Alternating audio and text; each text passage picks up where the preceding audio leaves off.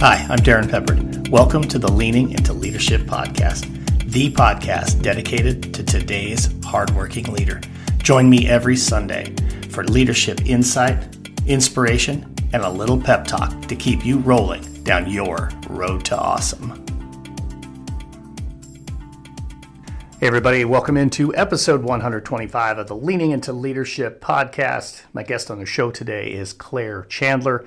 We're going to talk about Claire here in just a minute, but really quick, folks, two things that I want to talk about. First and foremost, just recently had several new 5-star reviews on the podcast in different platforms, and just want to give everybody a shout out who has given us those 5-star reviews, has left some words of encouragement, left some words of feedback for us here at the Leaning into Leadership podcast.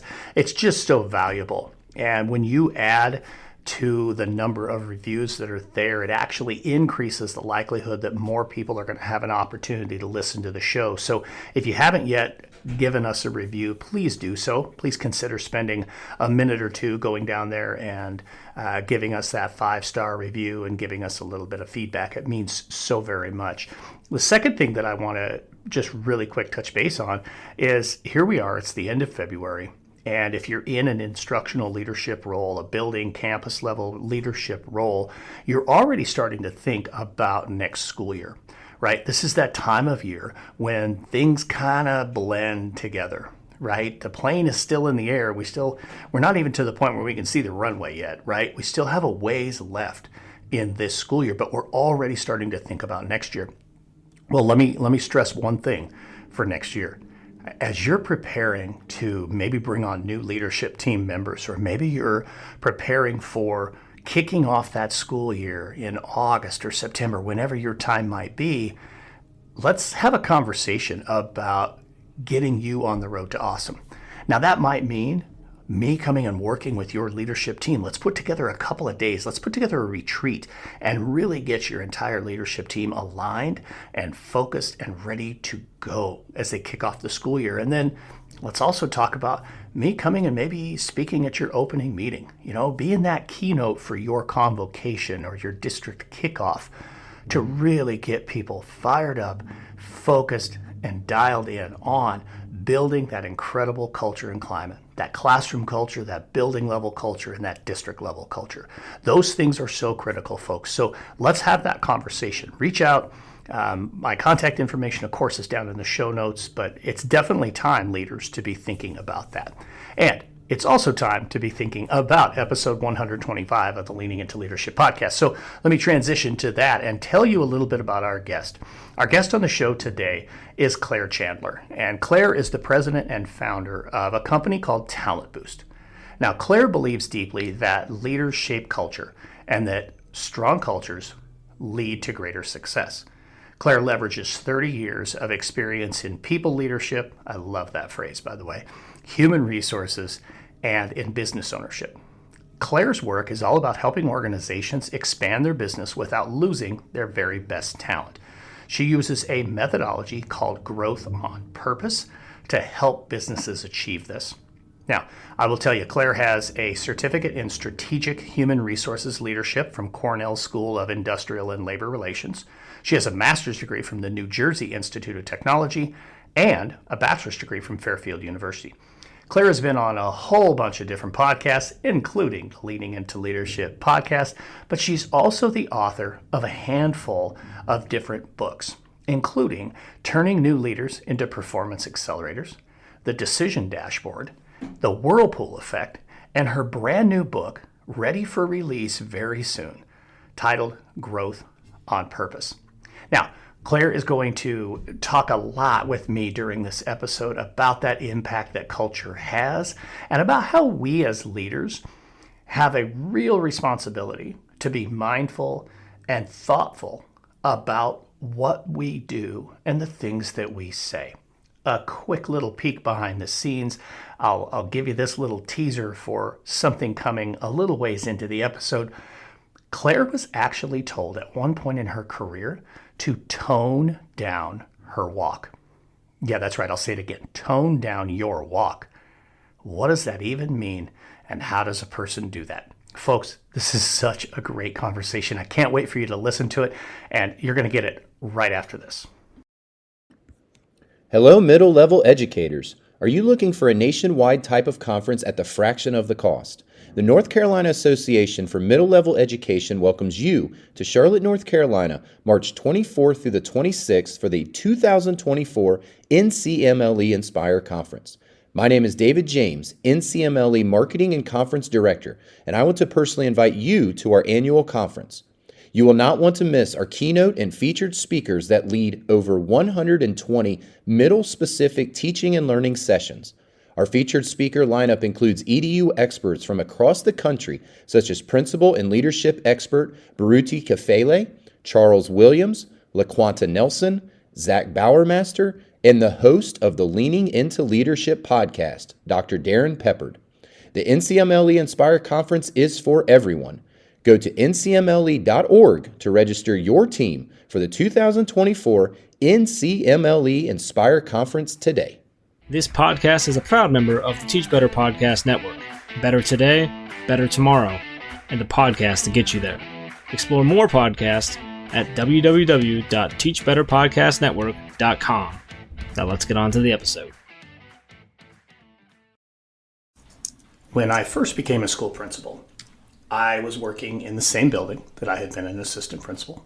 As regular listeners to the program here know, that 40-foot move from one office down the hall to the principal's office might as well have been 400 miles, but for a number of different reasons. And here on the show, I've talked about quite a few of them, but today I think we're going to touch on one that maybe I haven't hit yet. For those who know me and know me well, you probably already know that the principal that I followed at the high school where I became a principal had been the principal for 17 years. His predecessor was there for 18 years. So being only the third principal in 35 years had some really unique challenges. But in some ways, I added to those challenges, primarily because I wanted to prove that I wasn't my predecessor. And I undid some things that I probably shouldn't have undone, and probably just made some decisions that were more geared towards proving that I was not Randy, instead of just focusing on what was best for everybody in the organization. Today on the show, I'm joined by Claire Chandler, and we are going to talk about my mindset there. We're going to talk about how culture impacts organizations. Many of you know just how important culture is to me. And Claire's going to share an incredible story, one that I think just ties in perfectly with the intro to this episode, where she was once told to tone down her walk. Cannot wait to talk about all of that stuff. But before we do that, Claire, welcome into Leaning into Leadership. Thanks, Darrin. It's so great to be here. Yeah, looking forward to this conversation. Before we dive into that, let's back up a couple of decades, if you will, and let's go back to the beginning here. Let's share with some folks a little bit about Claire, a little bit about your journey in leadership, and maybe a little bit about what you're doing right now. Sure. So if we're gonna go in our Wayback Machine, so I'm a self-professed corporate survivor. In addition to being a cancer survivor, but I kind of always lead with the corporate survivor. I think it's something highly relatable to both of us and to your audience. But I spent the first 20 or so years of my career within the walls of corporate as a full-time employee. After, by the way, swearing I was never going to go into a corporate career. It was just not my parents. You and I had talked about this before we started recording. I am the product of a lifelong school teacher and a small business owner.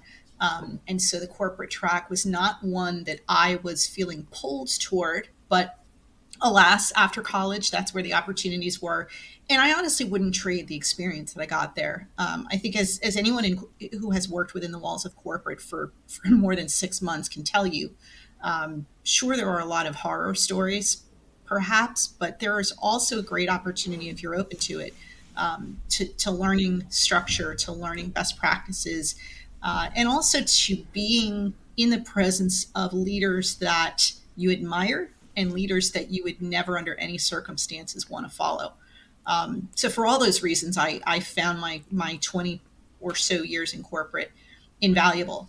And then in 2011, I struck out on my own. I started my entrepreneurial journey, and took about 2 years until I really kind of figured out what I wanted to build a business and a brand around. And so in 2013, I founded my company, Talent Boost. And so fast forward to today, I specialize in, ironically, helping corporations from the outside lead in more authentic ways, grow in more sustainable ways, and stop making their employees so miserable.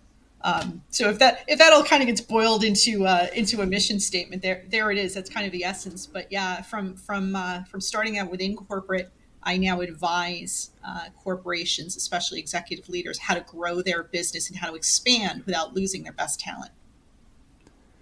Stop making your employees miserable. Holy cow, I love that so much. I think we maybe just found the title of this episode. I think that's going to be fantastic. There's so many things in there that I want to unpack, and one of the pieces that I want to go at that you just talked about was something that honestly my predecessor as a building principal taught me well. And you'd think if I had listened to him, I wouldn't have gone about just trying to prove I wasn't him. But one of the things that he told me early in my career was, you will learn as much about leadership by watching people make mistakes as you will by watching them do things right. And you talked about the leaders who you wanted to emulate and the leaders who you would never want to be anything like. And you had shared a story with me when we talked the previous time, and we'll see, just how far you want to go with this story. But I know you had a really interesting and galvanizing lesson in leadership in one of those situations. So let's maybe go right there to start this thing off. Yeah, I'd love to, because I think when I remember sharing it with you as we were preparing for this conversation, and it really just sort of jumped out at you as the center point for this conversation. So it was probably a year, maybe 18 months before I left my full-time corporate job and jumped into the entrepreneurial unknown. And at the time, I was a vice president of human resources for a large environmental organization, traveling a lot. I had invested in one of those sort of travel briefcases because I was literally on the road 3 weeks out of every 4. And it was a week that I happened to be back in my corporate headquarters office. And I was walking down the hall toward my office. From the ladies' room, I think I had like that 2-minute window between back-to-back meetings, and I took my chance to run to the ladies' room. Anyway, so I'm walking back to my office, and my boss stops me in the hall, and he says, "You need to tone down your walk." And I just kind of looked at him a little bit dumbfounded, and I said, "What?" And he said, "Your walk. It's too bouncy. It's too happy, and people are going to start to think, that you're up to something, that you know something they don't." And I thanked him, as I always did, for those latest pearls of wisdom. I went back to my office, and spoiler alert, I did nothing to modify my walk. And it's so interesting because in the moment, I didn't recognize that exchange with that leader for what it was, but it stayed with me because in hindsight, it became so emblematic of culture done wrong, of leaders done wrong. And it's an example that I draw upon more and more often, it seems, when I talk about leadership and I talk about what good culture looks like, because if anything is a direct opposite of that, it was that exchange with my boss. First of all, I can never imagine saying something like that to an individual, but certainly there are layers and layers of context to a statement like "tone down your walk." Let's unpack that just a little bit further. what did you have for follow-up conversation? What did you have for, like, did you get some more feedback on your walk is too bouncy? People will think you know something they don't. What did you as a leader, as an individual, what did you reflect on? And you said you didn't like change your walk, but No. clearly that became kind of a moment for you to ultimately push forward into what you currently do. Yeah, it certainly did in hindsight. And this was not a conversation that my boss came back to time and again. It was one of those one-off, sharing of insights that he thought he was being super generous by imparting on me that wisdom. But it was consistent with, I as I said, I was a vice president at the time. And I had spent close to 15 years in that company. And I had risen through the ranks, not toning down my walk. I mean, certainly being professional, doing my job to the highest degree of excellence that I could, building teams and building collaborative working situations and all of that. I was both an individual contributor and a manager, right? A people manager. I was also an executive coach, and I was a leader in the organization because of my position, and it was in human resources, so also because of my field. But it was consistent with other conversations where, I previous to that role, I was vice president of talent development. And so I had this amazing opportunity to help build out the talent infrastructure for that organization in ways that the company had not done prior. And that was a role I was so super passionate about. And it really aligned with my genius zone, what lights me up, gave me opportunities to kind of use my position and my influence as a platform for helping other people develop their careers in line with where they wanted to go. And so things were clicking. I was enjoying my work. I was building a career. I was doing all of those things. And so when I would get feedback from this boss, like tone down your walk, or another time we were going into the boardroom and I was leading a discussion with the executive leadership team. And this same boss, reminded me, he said, we're going into a serious conversation. So he didn't say tone down, but he said, be a little bit less quirky in your personality. And so those are the types of things that when you weave them together, said much more to him than it did me, first of all. But I do think why I say that these types of exchanges were emblematic. It's because this company, like so many others, put this bullet on its job requirements on every posting for external talent. And that bullet always said, we are looking for people with entrepreneurial spirit. And so many companies advertise for people with entrepreneurial spirit. The modern lingo for that is, we want you to bring your best, most authentic selves to work. Sound familiar, right? It's in every job posting. It's on every careers page. And so you attract this talent with this brand promise that here you're going to be able to spread your wings, walk the way you want, and build a career that is in direct alignment with what you're passionate about and what you uniquely bring to the table. And what more often happens is people like this boss actually demand conformity. They say, sure, we want you to be unique. Sure, we want you to bring in your personality. Sure, we want you to enjoy what you're doing, because it's through that enjoyment you're going to be more productive. And then as soon as you express that unique personality, they go, whoa, but not like that. And so when I left in 2011, it wasn't because I had been failing. It's because after a while, I started to see those signs, and I started to understand that if I really wanted to own my walk and do things in ways that lit me up without people trying to change the way that I did them, I had to strike out on my own.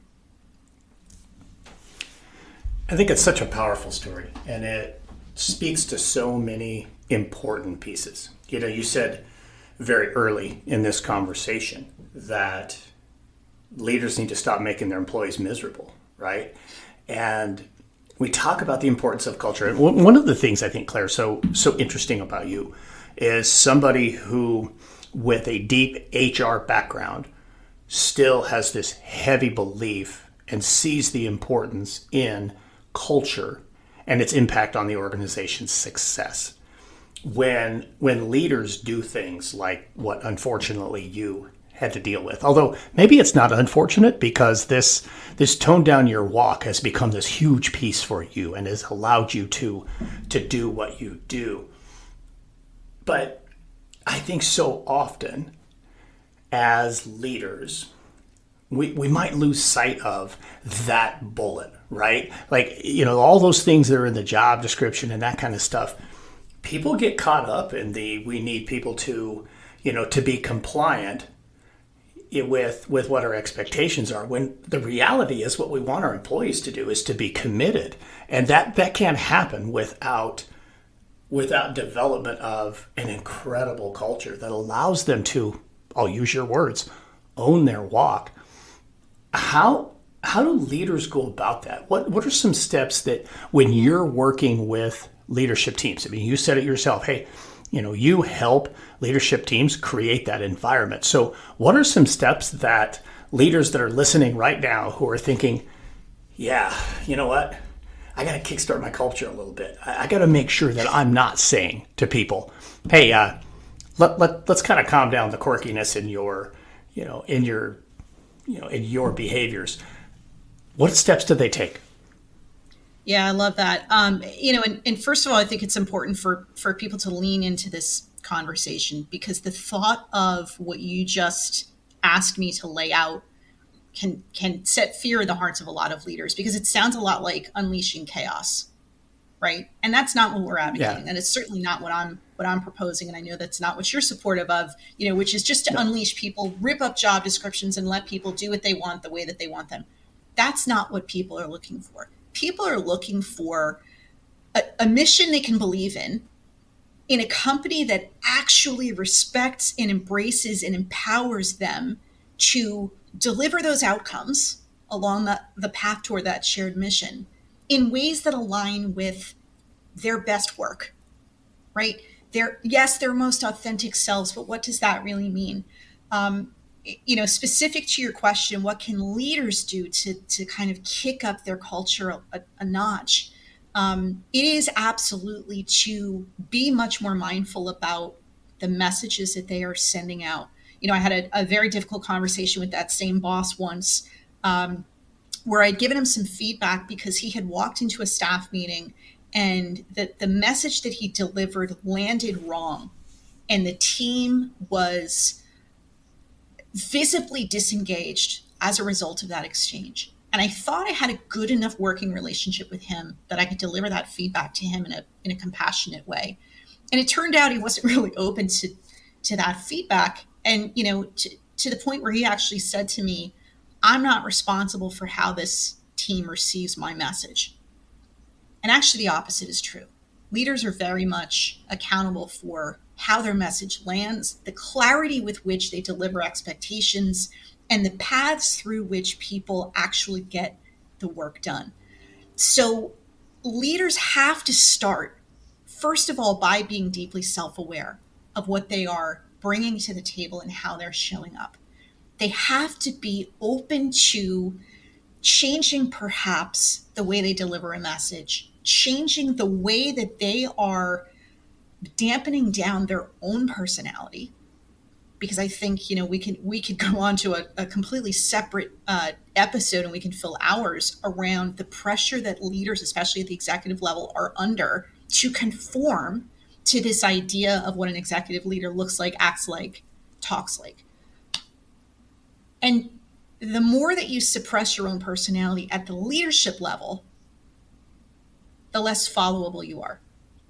Because your people actually do know what you are trying so hard to hide, which is you're human, you're beautifully flawed, you don't have all the answers, and you're not perfect. And the more that you own that, the more that you can demonstrate some vulnerability, the more you can acknowledge that the reason that you have a team in the first place is because you're not supposed to do everything yourself, and you're not supposed to have all the answers, And the best way to move forward and to innovate and to be competitive and to grow in a sustainable way is to surround yourself with people who balance you out, not just yes you to death. So there's a lot in that, right? Leaders have to be self-aware. Leaders have to be vulnerable. Leaders have to be authentic to what their true personality is, and respect and recognize that the people around them, if they've done their job, are not going to walk and look and talk and believe and act the exact same way they are. And does that mean sometimes you stumble? Of course. If you went out and hired just clones of yourself, you're still going to stumble. But to your earlier point, we learn way more through our mistakes than we do when everything goes according to plan. There's just, oh man, there's so much gold right there. To boil that down, leaders, the first step is be authentic. You got to be yourself. Don't try to be somebody that you're not. Don't spend a bunch of time trying to prove that you're not the other person, right? One of my mistakes. But really just be genuinely you. Be human. Be imperfect, because that's okay. Now, you said something in there, Claire, about the expectation, like the cookie cutter. This is what the person in the C-suite, this is what the principal, the superintendent, the whatever, fill in the blank, the CEO is supposed to look like, act like. And as you were talking about that, and I don't know if you're a football fan or not, but it made me think about, yeah, good. Then you'll hopefully get this analogy. I am not a fan of the Miami Dolphins, not at all. But their head coach, Mike McDaniel, truly is a guy who marches to the beat of his own drum. And everything from how he conducts himself with his players to how he dresses to interacting with the fans during a game. I mean, the dude does things his own way. But what I find interesting about him, and the reason that this leaped into my mind as you were talking, he is so authentic with who he is. He is not trying to be the cookie cutter NFL head coach. He is not trying to be any of those people. He is who he is. And I got to be honest with you, it seems to be working quite well. And his players really buy into what he's doing. So I don't know where you want to go with that, but that was just something that really made me think, here's an example of somebody genuinely being authentic. So I love that example. I'm a huge football fan, and I am not traditionally a Dolphins fan either, but there's something about this guy. Yes, he has had demonstrated success this year. He has put together a team and a playbook and a game plan that is really paying dividends for him and for that team. But you're 100% right. If you were given a room of 500 people and he was in there and you said, go pick out who you think an NFL coach is in this room, and you didn't know him, he's probably the last guy you would pick. He is not your stereotypical head coach of an NFL team. He doesn't look the part. And here's what's beautiful about that. He's not trying to. I want to tie that back to something you said earlier about, and we kind of talked, in the vein of we learn more from our mistakes than our successes. And you had said when you succeeded a 17-year tenured principal who had succeeded an 18-year tenured principal, and the mistake you made was to basically throw out a lot of what your predecessor had done in an attempt to put your own signature on things. And I think so many leaders fall into this trap, right? They too often they make one of two mistakes when they ascend into a bigger leadership role, whether that's becoming a principal, a head coach, a CEO, etc. They can go in one of two ways, and they can both lead to disaster. One is to say, I want to strike out on my own. I want to make my mark sooner than later. So by doing that, I'm going to undo everything my predecessor did and put my own mark on things. And as you learned the hard way, that was probably not the best choice. The other mistake, though, that a lot of leaders make is they say, who around me, specifically within this organization, is somebody that I think of as a charismatic, inspiring leader. And they study that person and then they emulate them. And I don't want your audience to misunderstand. Emulating another leader is fine in moderation, and if you do it in ways that are authentic to you. And so I'll share a quick story. I was working with a client recently where the COO was not very secure in his own authentic style, was not sure people were going to follow him. And so he made the mistake of emulating the CEO, who was highly charismatic, was one of these people who just owned a stage, could walk into a room, could riff on any subject, and look and seem so at ease. And of course, it's a style that we would all like to be more comfortable on a stage. I speak on stages all the time, and I would love to be more comfortable. I would love to be thought of as charismatic or inspiring. But the secret to that is not to just copy somebody else. And for this particular COO, it ended disastrously. You can admire certain qualities, you can try to emulate certain qualities, but that if they are far afield from what is your natural style, if a Mike McDaniel decided, you know what, I have this vision in mind for how I want to run the sideline during a game, but that's not how Bill Belichick would do it. And Bill Belichick has this amazing track record of success. And so I'm going to throw out what I think is right in alignment with how I deeply feel. And I'm just going to copy his playbook. It's not going to work. And he had enough self-awareness to understand that and to say, when I stand on the sidelines, I might look more like the IT support for the AV equipment than a head coach. My husband and I joke about it all the time. It's like he looks like he's there to update the servers. And I mean no disrespect to IT folks. I have huge respect for IT folks. But that's what he looks like on the sideline. Yeah. And yet, scoff all you want. That dude is owning his walk, and he's owning the NFL right now. Yeah. Oh, he really is. I love that. I absolutely love that. And I don't think you could have found the greater antithesis to Mike McDaniel than to go with Bill Belichick, right? I mean, I had to. Wow, I can't even imagine him trying to be like that guy. But yeah, I mean, again, that's a common mistake, I think. People look at others and they say, "Oh, that's what I want to be like," and they do try to emulate that. One of the things in now in my space as an entrepreneur, there are lots of other people who have come before me that do the work that I do. And I could certainly look at them and say, oh, I want to be like this guy, or I want to be like that guy. But one of my favorite podcasts, one of my favorite people out there, John Acuff, his podcast is All It Takes a Goal. One of John's phrases I think is so important here. And leaders, I think it's huge for you, especially if you're early in your leadership career and you're looking at that person in your district or in the neighboring community or that you look up to through social media. It's very, very important. Listen to this. Don't judge your beginning by somebody else's middle. When you compare where you are now to where somebody else is, you fall into that comparison trap. And man, it can just get ugly. And just imagine a guy like Mike McDaniel as a rookie head coach a year ago looking at Bill Belichick. I mean, arguably the greatest head coach in the history of our game.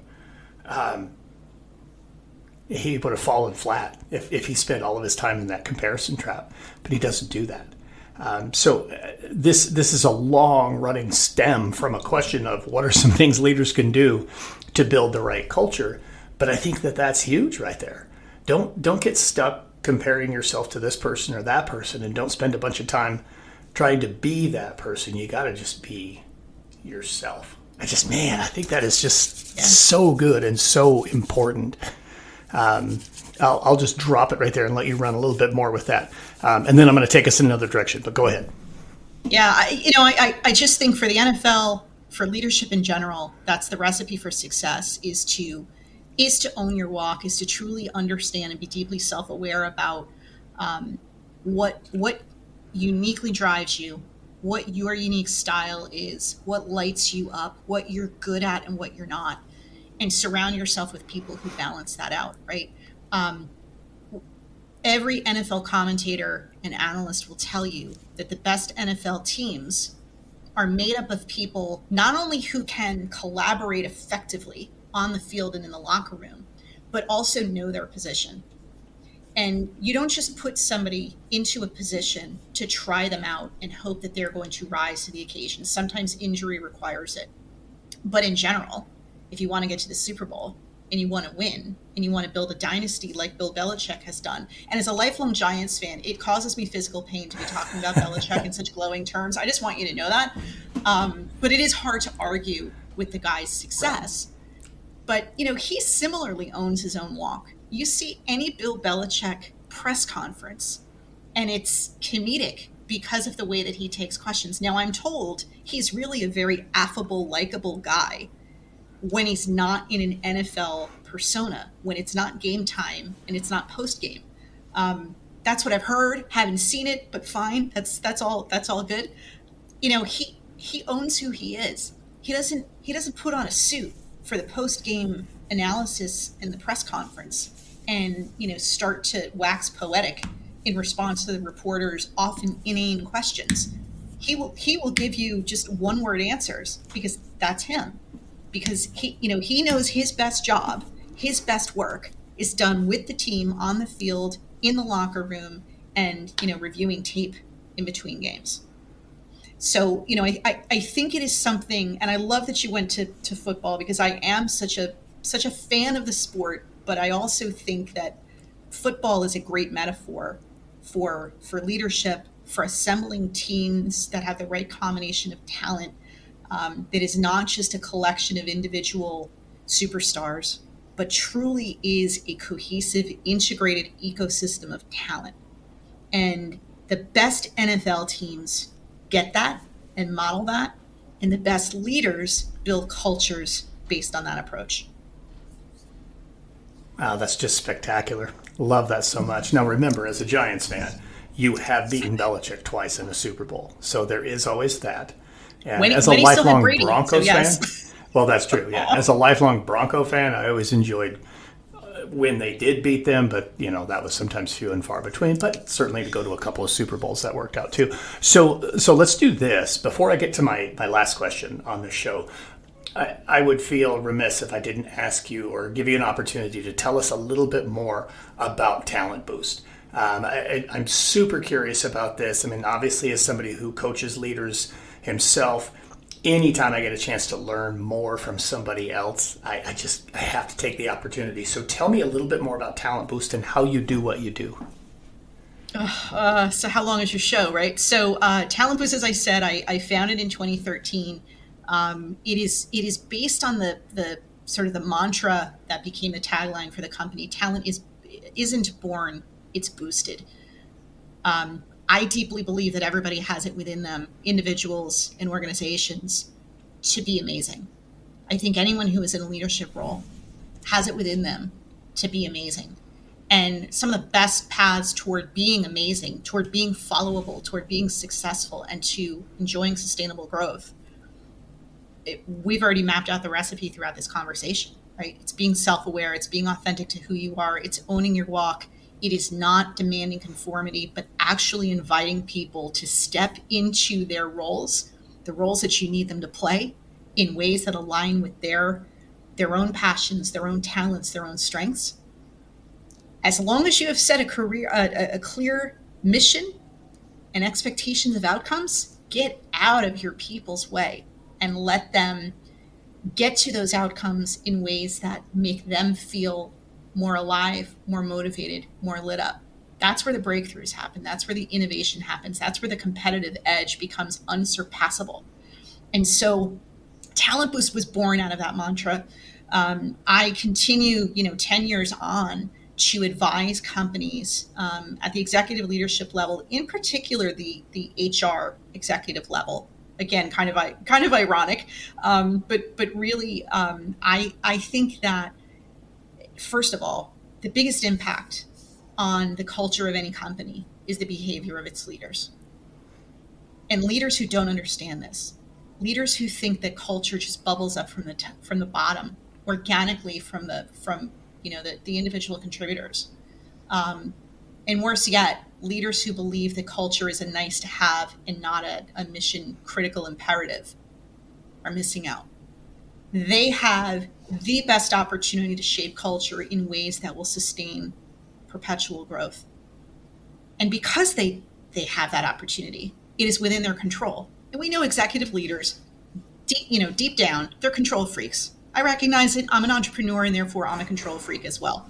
Well, this is something you can control. You can control how you show up. You can control how you build a team, how you shape a culture, how you set a message, how you inspire and incite people to follow you toward a shared mission that people can really buy into and believe. And so Talent Boost is really all formed around helping the right leaders in the right organizations grow the right way by supporting and nurturing and enabling the right talent. Man, that's huge. I just love that so much. And, you went right at something that, to me, it's something I say all the time when I'm coaching leaders. I say it when I'm on stage. We have control over so little stuff, right? But we 100% can control how we choose to show up each and every day. And how we show up truly impacts the culture of our organization. And as leaders, I love that you talked about this. As leaders, your culture will change, always. It's whether or not it changes in the direction you want it to. And if you're not intentional about your culture, it will change and not the way you want it to be. So really, really powerful stuff. I really appreciate that so much. Let's get to the last question I ask everybody here on the show, Claire. This is the Leaning Into Leadership podcast. So how are you leaning into leadership right now? For me, I really legitimately try to lead by example. I'm not a leader in the traditional sense anymore. I don't have a team that I manage. I have clients that I have the honor and the privilege to work alongside to help them lead in more effective ways. And so now I really lead primarily through influence, primarily through helping unlock within organizations and within individual leaders what was already there. Because again, talent isn't born, it's boosted. So part of my job is to help them find that, unlock it, get out of their own way. And so for me, leaning into leadership is to remember that everybody has it within them to lead, has it within them to be amazing. And I have to not only own my walk, but walk that walk. And I have to lead by example, and I have to model the behavior that I am asking my clients to demonstrate as well. Fantastic stuff right there. Own your walk. Don't tone it down. Own your walk, folks. Claire, people are going to want to get in touch with you. How can they reach out and get connected to you and to Talent Boost? Yeah, so best way on social media, I am on LinkedIn. So come find me there. I would love to connect with you and learn more about what your individual journey looks like. And then my two websites are talentboost.net and clairechandler.net. There you go, folks. We'll make sure all that stuff is linked in the show notes so you can check it out. Make sure you get in touch with Claire. Claire Chandler, thank you so much for joining me here on Leaning Into Leadership. Thanks. I've had a great time. All right. What an awesome conversation with Claire Chandler. Again, just so much fun, so many great pieces of insight. And I would bet you did not expect that Claire and I would take off on the tangent that we did about Mike McDaniel and about his unique leadership style, which, in spite of the way that their season ended, certainly, I think, is effective leadership.